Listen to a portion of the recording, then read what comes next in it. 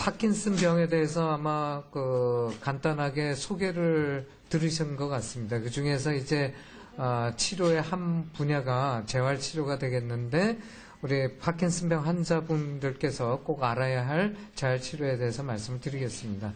파킨슨병은 지금 설명을 들으셨겠지만, 뇌에서 도파민을 합성하는 신경세포의 사멸에 의해서 이런 증상이 생기는 것으로 되어 있고, 여러 가지 이제 임상 양상이 나타나는데, 안정시 떨림, 근강직도의 증가, 자세 불안정, 운동 완만, 이런 증상이 주로 나타나는 것으로 되어 있습니다. 그 중에서도 이제 자세 불안정이라든가 운동 완만 이런 것들이 우리 재활의학과하고 좀 많이 관련이 되는 분야가 아닌가 생각이 들고요.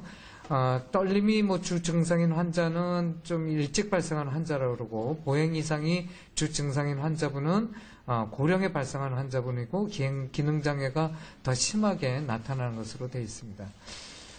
이 그림은 자주 보시겠지만, 자세 불안정, 여러 가지 증상이 이렇게 나타나게 되겠고, 손발이 떨린다든가, 이제 좀 구부정한 자세, 그 다음에 손발 이제 사지가 좀 뻣뻣해지는 증상, 이런 등등의 증상에 의해 갖고 자세가 불안정하고, 그것 때문에 보행에 이상이 생기고, 그래서 자꾸 넘어진다든가 여러 가지 증상이 생기게 되겠습니다. 그래서 오늘 제가 말씀드릴 내용은 여러 가지 우리 선생님 파킨슨병에 대해서 지금 개요를 설명을 해 주셨는데, 그 중에서 여러 가지 증상들 중에서 특히 오늘 저는 보행장애에 대해서 말씀을 드리겠고요. 그 다음에 또 파킨슨병 환자분들이 꼭 많이들 불편해 하시는 게 아마 연화장애가 아닌가 이렇게 싶습니다. 그래서 연화장애의 진단 및 치료에 대해서 말씀드리겠습니다.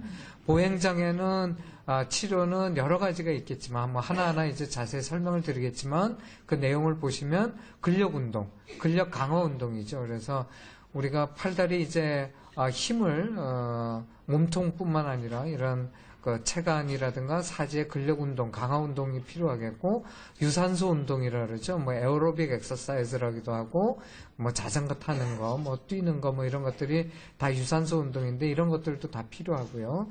유연성 운동도 필요합니다. 그래서 스트레칭 엑서사이즈라든가 이런 것도 필요하고, 또 보행 장애가 있으신 분들은 그 보행 훈련을 또 받으셔야 되겠습니다. 그래서 여러 가지 걷기 훈련이라든가 보행 보조 도구에 대해서 설명을 드리고자 합니다. 먼저 보행 장애는 나타나는 양상이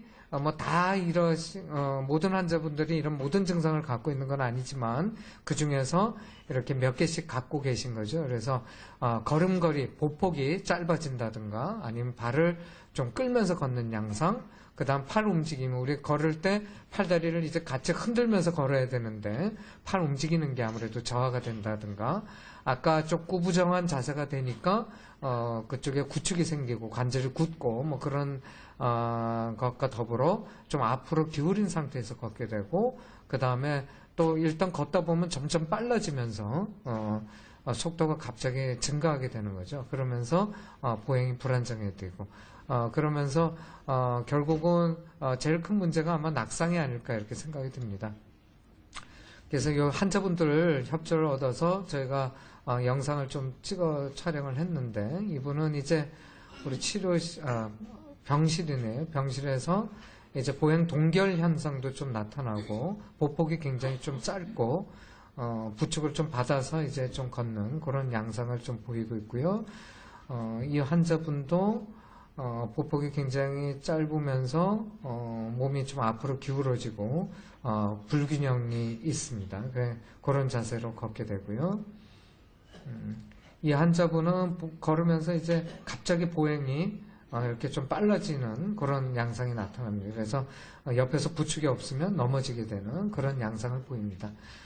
또 한 가지 또 중요한 그 보행의 이상이 뭐냐면 보행 동결이 되겠죠. 그래서 환자가 걸음을 디딜 때 풀로 딱 붙인 것 같은 느낌이 들고, 어떤 심한 환자들에서는 발로 바닥을 잡는 듯한 그런 자세가 생긴다고 합니다. 그래서 특히 이게 잘 일어나는 상황은 환자가 방향을 이제 전환을 할 때, 몸을 이제 틀어야 될 때, 잘 나타나고 본인이 친숙하지 않은 방향으로 오른쪽으로 도는 거 그래도 되는데 왼쪽으로 도는 게 좀 잘 안 된다든가 또 특히 보행을 시작할 때라든가 아니면 좁은 지역을 지나갈 때 그 다음에 목표한 곳에 도달하기 직전 등등이 이제 보행 동결이 잘 일어난다고 할 수 있겠습니다. 이 환자분도 보시면 보행 동결의 증상이죠. 발이 잘 붙어갖고 잘 떨어지지 않는 게 또 어느 정도 또 걸으면 또 좀 풀리기도 하고요. 예. 방향을 터닝할 때, 돌 때 특히 이제 그 보행 동결 현상이 일어난다고 볼 수가 있겠습니다. 이런 식으로 나타난 증상이 되겠습니다. 그래서 그 우리 보행장애 재활 치료도 여러 가지 우리 운동이라든가 이런 게 다 필요하겠습니다. 뭐 한 가지만 필요한 게 아니고 근력 운동, 그다음에 유산소 운동. 유산소 운동은 뭐 걷는 운동이 제일 좋고요. 뭐 그게 안 되면 실내 자전거 뭐 이런 것들도 좋습니다. 그다음에 유연성 운동, 보행 훈련 뭐 이런 것들이 되겠는데 근력 운동은 뭐 제일 쉽게 보시는 것들은 뭐 아령이라든가 뭐 이런 것들을 이용을 해갖고 하는 운동이 되겠습니다. 그래서 모든 그 성인도 마찬가지로 뭐 어린이들도 마찬가지로 성인이나 노인 다 마찬가지로 근력 운동은 다 필요하죠. 그래서 우리가 근력 운동을 안 하고 있으면 누워 있고 뭐 이러면 근육이 상당히 빠른 속도로 빠지게 됩니다. 근육이. 그래서 파킨슨 환자들도 근력 운동이 필요하겠고요. 초기부터 지속적으로 시행을 해야 됩니다. 그래서 아까 그 단계를 1단계부터 뭐 5단계까지 아마 설명을 들으셨을 텐데 초기에 이제 진단 받았을 때부터 특히 더 이제 운동에 신경을 쓰는 것이 필요하다고 할 수 있겠습니다. 특히 이제 하지 기능은 보행 속도하고 관련이 되기 때문에 하지 운동을 열심히 해야 되겠고 뭐 더 좋게는 일주일에 뭐 한 3, 4일, 4, 5일 정도는 해야 되겠지만 기본적으로 한 2, 3일 정도는 근력 운동을 해야 되겠고 뭐 근력 하지 운동, 상주 운동을 각 운동 종류별로 한 8에서 15회 정도 반복하는 것이 필요하겠습니다. 그러니까 처음에는 약하게 해서 점점 지속적으로 강도를 높이고요. 그 다음에 큰 근육이라든가 여러 관절 운동이 필요하겠습니다. 하지 운동, 뭐 이분은 젊은 분이긴 하지만 이렇게 뭐 쪼그려 앉는 자세라든가 이런 게 그냥 하기 힘들면 의자 같은 걸 잡는다든가 그 다음에 누워서 이런 체간 운동 같은 것도 가능합니다. 그래서 아마 병실에 그 신경과 병실에도 그렇고 우리 재활학과 병실에도 그렇고 이런 환자들 유연성 운동이라든가 근력 운동에 관한 그림 같은 것도 붙어 있고요. 또 우리가 치료를 하게 되면 이런 것들을 다 교육을 시켜드리게 되겠습니다. 상주 운동도 마찬가지죠. 간단하게 뭐 이런 아령 같은 걸 이용을 할 수도 있겠고 팔굽혀펴기라든가 뭐 팔굽혀펴기가 안 돼 이런 그 의자 같은 걸 이용을 한다든가 바닥에서 하는 그 상지 근력 운동 이런 큰 근육을 또 운동을 시켜주면 좋겠고요.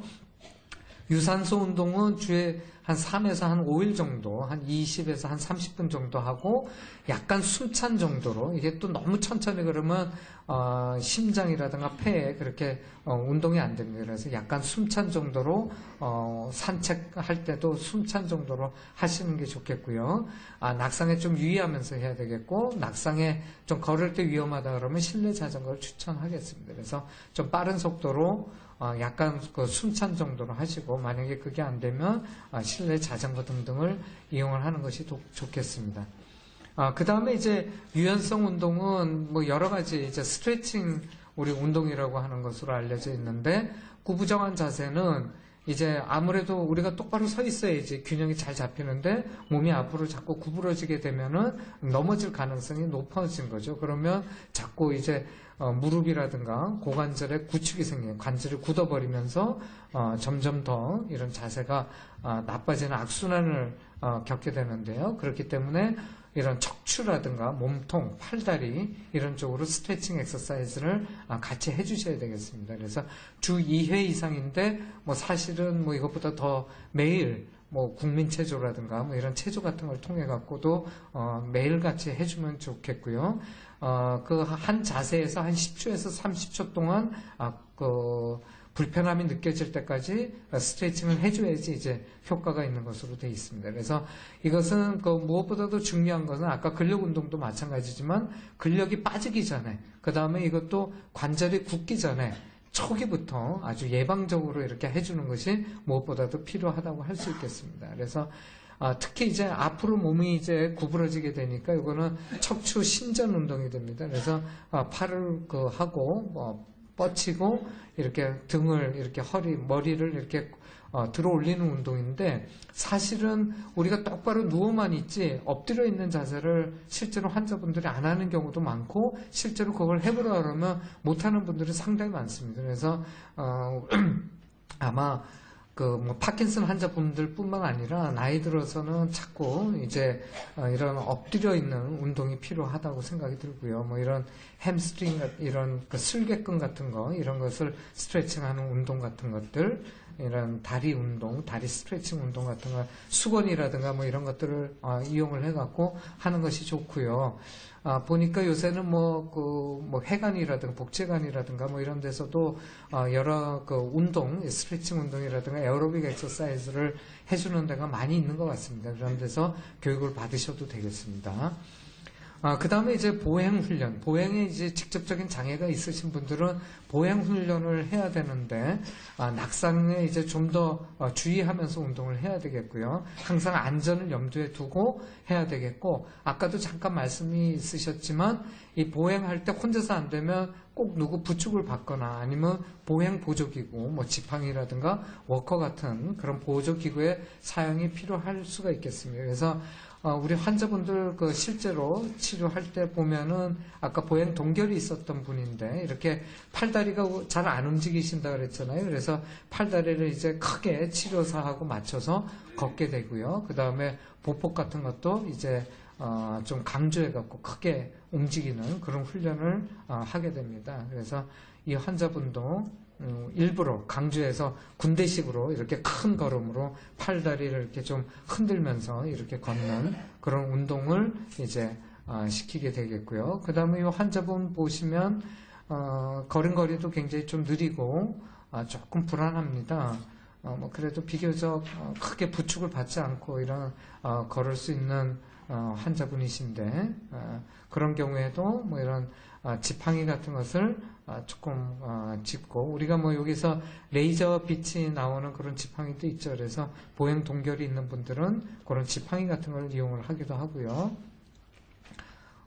이분도 약간 이제 좌우로 흔들리면서 이렇게 걸으시는 그런 분인데, 보행 이런 것을 안전을 위해서 이런 지팡이 보행 같은 것을 할 수도 있겠고, 또 그런 상태가 조금 더 안 좋으신 분들은 이런 보행기 워커라고 그러는 거죠. 바퀴 달린 워커도 있고 바퀴가 없는 워커도 있는데, 이런 것들을 이용을 해서 걸으면 안정성도 훨씬 더 높아지고 보행 속도라든가 이런 것을 높일 수가 있습니다. 그래서 환자분들이 지팡이 같은 걸 잘 안 짚고 다니고 그러시려고 하는 그런 경향은 있지만, 그래도 가능하면 그런 것들을 하시면서 걷는 것이 좋겠습니다. 이분도 조금 비교적 잘 걸으십니다만, 그래도 조금 이런 치료실이나 병실 같은 데는 바닥이 평평하기 때문에 큰 문제가 없는데요. 좀 외부에 조금 울퉁불퉁하거나 이런 경우에는 이런 보행기를 좀 사용을 하는 것이 아무래도 좋겠습니다. 이분은 아마 파킨슨 환자분은 아닌 것 같은데, 이제 보행기 중에서도 환자가 지지가 굉장히 많이 필요한 경우에는 이런 높은 보행기를 사용을 해갖고 좀 더 지지를 많이 해줄 수도 있겠고, 요거는 치료 시에 이렇게 좀 적극적인 치료가 좀 필요할 때는 이런 것도 사용을 할 수가 있겠습니다. 그 다음에 이제 균형, 밸런스라고 하는 건데, 이제 균형이 많이 무너지는 분들이 많이 있습니다. 그래서, 우리가 이제 테트락스라고 하는 이런, 여기 발판에 올라서 갖고, 이제 훈련을 하게 됩니다. 그래서 환자가 몸을 이제 좌우로 이제 이동하는 법이라든가, 움직이는 법, 앞뒤로 움직이는 거, 이런 것들이 이제 요 앞에 게임판이 있거든요. 그 게임판 같은 것을 이용을 해갖고, 균형하는 것, 훈련하는 것도 있고요. 실제로 이렇게 해서 환자가 이쪽으로 체중을 실는 법, 한쪽으로 실는 법, 뭐 이런 식으로 해갖고, 이런 게임판을 통해갖고, 훈련을 할 수도 있습니다. 그래서 지금까지가 우리 재활치료들, 파킨슨 환자분들 중에서, 보행에 관한, 문제들이 제일 많기 때문에 보행에 대한 치료를 어떻게 하는지에 대해서 간단히 말씀을 드렸고요. 그 다음에 이제 또 뭐 여러 가지 증상이 있는 것으로 아까 설명을 들으셨습니다만 아마 많은 환자분들, 한 75% 정도에서 연화장애를 호소하는 분들이 상당히 많습니다. 그래서 이거는 혀의 조절 능력이 좀 떨어지고, 그 다음에 입주변 근육에도 뭐 경직이 생긴다거나, 인두 같은 근육의 수축이 지연이 되고, 거기에 따라갖고 기도에 보호하는 기전이 저하 등등이 일어나게 되는 거죠. 그렇게 되면은 연화장애가 되면 우리가 제대로 뭐 그래도 우리가 제일 중요한 게 먹는 일인데 먹는 게 잘 안 되면 아무래도 좀 영양 부족도 생기고 체중 감소도 생기고 또 삶의 질에도 저하가 생기게 되겠습니다.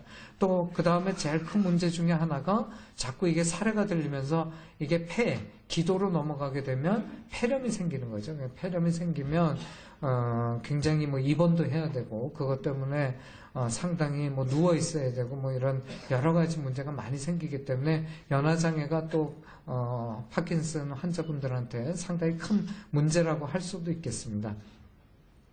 그래서 이런 것들을 보면은 실제로 우리 연화장애 검사를 하는 소견인데요. 이렇게 환자분이 실제로 잘 삼키고 있는지 우리가 겉으로도 이제 검사를 합니다만 뭐 이런 투시 검사를 통해 갖고 이 환자는 이쪽으로 식도로 조금 넘어가는 게 좀 보이죠. 그래서 이 환자는 그러면 삼키는데 좀 문제가 있겠구나 이런 식으로 이제 판단을 합니다. 그래서 뭐 여러 가지 뭐 물로도 검사하고 뭐 이렇게 검사를 해 갖고 이쪽에 앞에가 이제 기도 부분이 되겠는데 기도로 사실은 넘어가면 안 되죠. 정상인 경우에는. 그렇게 되면 이 환자분은 우리가 먹는 거를 어떻게 조절을 해줘야 되겠다, 치료를 해줘야 되겠다, 이렇게 해야 됩니다. 근데 평소에 이제 연화장애를 좀 의심할 수 있는 거는 식사하는 시간이 너무 오래 걸린다거나 음식을 잘 삼키지 못한다든가 목에 뭔가 자꾸 걸리는 느낌이라든가 음식을 먹으면 자꾸 사례가 걸린다든가 그리고 폐렴으로 뭐 입원을 한다든가 이런 것들이 있으면 연화장애를 의심을 해봐야 되겠고요. 연화장애가 의심이 되면은 뭐 재활의학과를 방문해갖고 이제 진찰을 하고 진찰을 해도 잘 모르는 경우가 많습니다. 왜냐하면 사례가 안 걸리면서 전혀 멀쩡하게 이렇게 넘어가는 경우도 많거든요. 그런 경우에는 저런 투시 연화 검사를 좀 해봐야 되기 때문에 그런 연화 검사를 좀 시행하는 것이 좋겠습니다. 그래서 치료를 할 때는 먼저 이 환자분이 어느 단계의 연화 장애가 있다. 뭐 물만 못 먹는 건지 아니면 음식을 삼키는 게 자체가 안 되는 건지 그런 단계에 따라 갖고 우리가 처방을 내리게 됩니다. 그래서 물 같은 것만 좀 못 드시는 경우에는 점도를 조절하고요. 아니면 전혀 못 드시는 정도로 아주 위험한 상태다 그러면 관을 통하는 거죠. 콧줄이라든가 뭐 뱃줄 같은 거를 통해 갖고 영양 공급을 해줘야 되겠고 그 외에도 입이라든가 혀 운동을 통해 갖고 이제 연화 운동을 해줘야 됩니다. 삼킴 운동도 있고 전기 자극 치료도 이렇게 하게 되겠습니다. 그래서 치료는 음식 점도를 조절한다거나 관을 통한 영양 공급을 하기도 하고 입혀 운동, 그다음 삼킴 운동 등등을 하게 되겠습니다. 아까도 운동장애하고 뭐 비운동성 장애 등등의 증상이 많이 있다 그랬는데 오늘은 제가 보행장애하고 연화장애에 대해서만 말씀을 드렸고요. 뭐 자율신경계 증상, 기립성 저혈압, 또 신경이성 방광, 변비 아까 다 말씀드렸던 거죠. 우울증 등 뭐 문제 있고 언어장애는 아마 다음 시간에 말씀을 드릴 것 같고 그 다음에 아무래도 파킨슨 질환 자체가 퇴행성 질환이기 때문에 근골격계의 퇴행성 질환들이 또 상당히 많이 발생합니다. 그래서 어깨라든가 허리라든가 무릎에 통증 같은 게 동반되는 경우도 많이 있기 때문에 그런 것들에 대한 증상에 대한 치료도 같이 필요하다고 할 수 있겠습니다. 예, 감사합니다. 좀 외부에 조금 울퉁불퉁하거나 이런 경우에는 이런 보행기를 좀 사용을 하는 것이 아무래도 좋겠습니다. 이분은 아마 파킨슨 환자분은 아닌 것 같은데 이제 보행기 중에서도 환자가 지지가 굉장히 많이 필요한 경우에는 이런 그 높은 보행기를 사용을 해갖고 좀 더 지지를 많이 해줄 수도 있겠고, 요거는 치료 시에 이렇게 좀 적극적인 치료가 좀 필요할 때는 이런 것도 사용을 할 수가 있겠습니다. 그 다음에 이제 균형, 밸런스라고 하는 건데, 이제 균형이 많이 무너지는 분들이 많이 있습니다. 그래서, 우리가 이제 테트락스라고 하는 이런, 여기 발판에 올라서 갖고, 이제 훈련을 하게 됩니다. 그래서 환자가 몸을 이제 좌우로 이제 이동하는 법이라든가 움직이는 법, 앞뒤로 움직이는 거, 뭐 이런 것들이 이제 요 앞에 게임판이 있거든요. 그 게임판 같은 것을 이용을 해갖고, 균형하는 것, 훈련하는 것도 있고요. 실제로 이렇게 해서 환자가 이쪽으로 체중을 실는 법, 한쪽으로 실는 법, 뭐 이런 식으로 해갖고 이런 게임판을 통해 갖고 훈련을 할 수도 있습니다. 그래서 지금까지가 우리 재활 치료들, 파킨슨 환자분들 중에서 보행에 관한 문제들이 제일 많기 때문에 보행에 대한 치료를 어떻게 하는지에 대해서 간단히 말씀을 드렸고요. 그 다음에 이제 또 뭐 여러 가지 증상이 있는 것으로 아까 설명을 들으셨습니다만, 아마 많은 환자분들, 한 75% 정도에서 연화장애를 호소하는 분들이 상당히 많습니다. 그래서 이거는 혀의 조절 능력이 좀 떨어지고, 그 다음에 입주변 근육에도 뭐 경직이 생긴다거나, 인두 같은 근육의 수축이 지연이 되고, 거기에 따라 갖고 기도에 보호하는 기전이 저하 등등이 일어나게 되는 거죠. 그렇게 되면은 연화장애가 되면 우리가 제대로, 뭐 그래도 우리가 제일 중요한 게 먹는 일인데, 먹는 게 잘 안 되면 아무래도 좀 영양 부족도 생기고 체중 감소도 생기고 또 삶의 질에도 저하가 생기게 되겠습니다. 또 그 다음에 제일 큰 문제 중에 하나가 자꾸 이게 사례가 들리면서 이게 기도로 넘어가게 되면 폐렴이 생기는 거죠. 폐렴이 생기면 굉장히 뭐 입원도 해야 되고, 그것 때문에 상당히 뭐 누워 있어야 되고 뭐 이런 여러 가지 문제가 많이 생기기 때문에 연화장애가 또 파킨슨 환자분들한테 상당히 큰 문제라고 할 수도 있겠습니다. 그래서 이런 것들을 보면은 실제로 우리 연화장애 검사를 하는 소견인데요. 이렇게 환자분이 실제로 잘 삼키고 있는지, 우리가 겉으로도 이제 검사를 합니다만, 뭐 이런 투시 검사를 통해 갖고 이 환자는 이쪽으로 식도로 조금 넘어가는 게 좀 보이죠. 그래서 이 환자는 그러면 삼키는데 좀 문제가 있겠구나, 이런 식으로 이제 판단을 합니다. 그래서 뭐 여러 가지 뭐 물로도 검사하고 뭐 이렇게 검사를 해 갖고, 이쪽에 앞에가 이제 기도 부분이 되겠는데, 기도로 사실은 넘어가면 안 되죠. 정상인 경우에는. 그렇게 되면 이 환자분은 우리가 먹는 거를 어떻게 조절을 해줘야 되겠다, 치료를 해줘야 되겠다, 이렇게 해야 됩니다. 특히 더 이제 운동에 신경을 쓰는 것이 필요하다고 할 수 있겠습니다. 특히 이제 하지 기능은 보행 속도하고 관련이 되기 때문에 하지 운동을 열심히 해야 되겠고, 뭐 더 좋게는 일주일에 뭐 한 3, 4일, 4, 5일 정도는 해야 되겠지만, 기본적으로 한 2, 3일 정도는 근력 운동을 해야 되겠고, 뭐 하지 운동, 상주 운동을 각 운동 종류별로 한 8에서 15회 정도 반복하는 것이 필요하겠습니다. 그러니까 처음에는 약하게 해서 점점 지속적으로 강도를 높이고요. 그 다음에 큰 근육이라든가 여러 관절 운동이 필요하겠습니다. 하지 운동, 뭐 이분은 젊은 분이긴 하지만 이렇게 뭐 쪼그려 앉는 자세라든가 이런 게 그냥 하기 힘들면 의자 같은 걸 잡는다든가, 그 다음에 누워서 이런 체간 운동 같은 것도 가능합니다. 그래서 아마 병실에 신경과 병실에도 그렇고 우리 재활학과 병실에도 그렇고 이런 환자들 유연성 운동이라든가 근력 운동에 관한 그림 같은 것도 붙어 있고요. 또 우리가 치료를 하게 되면 이런 것들을 다 교육을 시켜드리게 되겠습니다. 상주 운동도 마찬가지죠. 간단하게 뭐 이런 아령 같은 걸 이용을 할 수도 있겠고, 팔굽혀펴기라든가 뭐 팔굽혀펴기가 안 돼, 이런 의자 같은 걸 이용을 한다든가 바닥에서 하는 상지 근력 운동, 이런 큰 근육을 또 운동을 시켜주면 좋겠고요. 유산소 운동은 주에 한 3에서 한 5일 정도, 한 20에서 한 30분 정도 하고 약간 숨찬 정도로, 이게 또 너무 천천히 그러면 심장이라든가 폐에 그렇게 운동이 안 됩니다. 그래서 약간 숨찬 정도로 산책할 때도 숨찬 정도로 하시는 게 좋겠고요. 낙상에 좀 유의하면서 해야 되겠고, 낙상에 좀 걸을 때 위험하다 그러면 실내 자전거를 추천하겠습니다. 그래서 좀 빠른 속도로 약간 그 숨찬 정도로 하시고, 만약에 그게 안 되면 실내 자전거 등등을 이용을 하는 것이 좋겠습니다.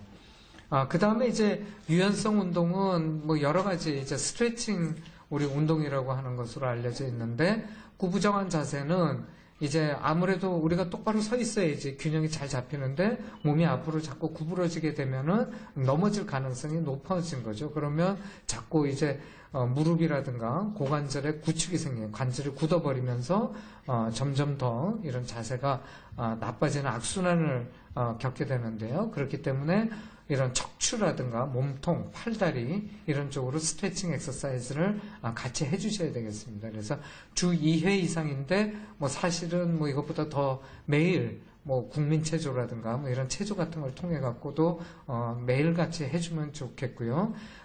그 한 자세에서 한 10초에서 30초 동안 불편함이 느껴질 때까지 스트레칭을 해줘야지 이제 효과가 있는 것으로 되어 있습니다. 그래서 이것은 무엇보다도 중요한 것은 아까 근력 운동도 마찬가지지만 근력이 빠지기 전에, 그 다음에 이것도 관절이 굳기 전에 초기부터 아주 예방적으로 이렇게 해주는 것이 무엇보다도 필요하다고 할 수 있겠습니다. 그래서 특히 이제 앞으로 몸이 이제 구부러지게 되니까 이거는 척추 신전 운동이 됩니다. 그래서 팔을 하고, 파킨슨 병에 대해서 아마 간단하게 소개를 들으신 것 같습니다. 그 중에서 이제 치료의 한 분야가 재활 치료가 되겠는데, 우리 파킨슨병 환자분들께서 꼭 알아야 할 재활 치료에 대해서 말씀을 드리겠습니다.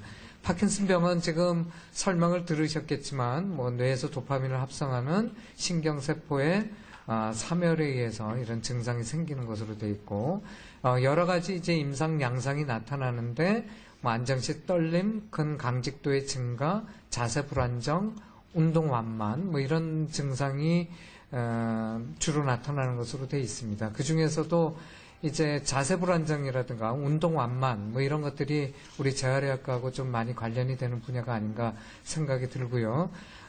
떨림이 뭐 주 증상인 환자는 좀 일찍 발생하는 환자라고 그러고, 보행 이상이 주 증상인 환자분은 고령에 발생하는 환자분이고, 기능장애가 더 심하게 나타나는 것으로 되어 있습니다.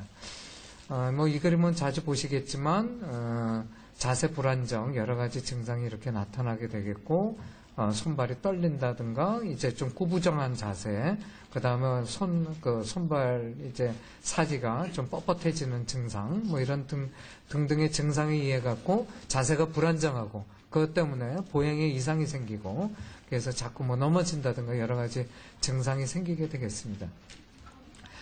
그래서 오늘 제가 말씀드릴 내용은 여러 가지 우리 선생님 파킨슨병에 대해서 지금 개요를 설명을 해 주셨는데, 그 중에서 여러 가지 증상들 중에서 특히 오늘 저는 보행장애에 대해서 말씀을 드리겠고요. 그 다음에 또 파킨슨병 환자분들이 꼭 많이들 불편해 하시는 게 아마 연화장애가 아닌가 이렇게 싶습니다. 그래서 연화장애의 진단 및 치료에 대해서 말씀드리겠습니다.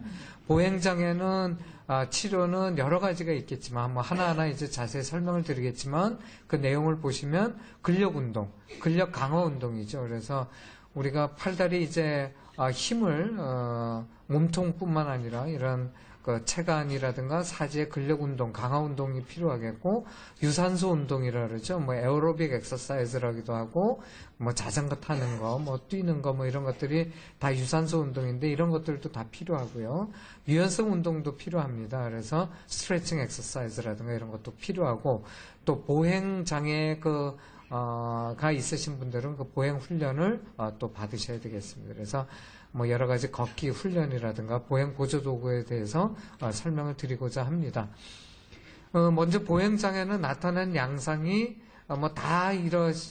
모든 환자분들이 이런 모든 증상을 갖고 있는 건 아니지만, 그 중에서 이렇게 몇 개씩 갖고 계신 거죠. 그래서 걸음걸이, 보폭이 짧아진다든가 아니면 발을 좀 끌면서 걷는 양상, 그 다음 팔 움직임은 우리 걸을 때 팔다리를 이제 같이 흔들면서 걸어야 되는데 팔 움직이는 게 아무래도 저하가 된다든가, 아까 좀 구부정한 자세가 되니까 그쪽에 구축이 생기고 관절이 굳고 뭐 그런 것과 더불어 좀 앞으로 기울인 상태에서 걷게 되고, 그 다음에 또 일단 걷다 보면 점점 빨라지면서 속도가 갑자기 증가하게 되는 거죠. 그러면서 보행이 불안정해지고 그러면서 결국은 제일 큰 문제가 아마 낙상이 아닐까 이렇게 생각이 듭니다. 그래서 이 환자분들 협조를 얻어서 저희가 영상을 좀 찍어 촬영을 했는데, 이분은 이제 우리 병실이네요. 병실에서 이제 보행 동결 현상도 좀 나타나고 보폭이 굉장히 좀 짧고 부축을 좀 받아서 이제 좀 걷는 그런 양상을 좀 보이고 있고요. 이 환자분도 보폭이 굉장히 짧으면서 몸이 좀 앞으로 기울어지고 불균형이 있습니다. 그런 자세로 걷게 되고요. 이 환자분은 걸으면서 이제 갑자기 보행이 이렇게 좀 빨라지는 그런 양상이 나타납니다. 그래서 옆에서 부축이 없으면 넘어지게 되는 그런 양상을 보입니다. 또 한 가지 또 중요한 그 보행의 이상이 뭐냐면 보행 동결이 되겠죠. 그래서 환자가 걸음을 디딜 때 풀로 딱 붙인 것 같은 느낌이 들고, 어떤 환자들, 심한 환자들에서는 발로 바닥을 잡는 듯한 그런 자세가 생긴다고 합니다. 그래서 특히 이게 잘 일어나는 상황은 환자가 방향을 이제 전환을 할 때, 몸을 이제 틀어야 될 때, 잘 나타나고, 본인이 친숙하지 않은 방향으로 오른쪽으로 도는 거 그래도 되는데, 왼쪽으로 도는 게 좀 잘 안 된다든가, 또 특히 보행을 시작할 때라든가, 아니면 좁은 지역을 지나갈 때, 그 다음에 목표한 곳에 도달하기 직전 등등이 이제 보행 동결이 잘 일어난다고 할 수 있겠습니다. 이 환자분도 보시면, 보행 동결의 증상이죠. 발이 잘 붙어갖고 잘 떨어지지 않는. 또 어느 정도 또 걸으면 또 좀 풀리기도 하고요. 예. 방향을 터닝할 때, 돌 때 특히 이제 그 보행 동결 현상이 일어난다고 볼 수가 있겠습니다.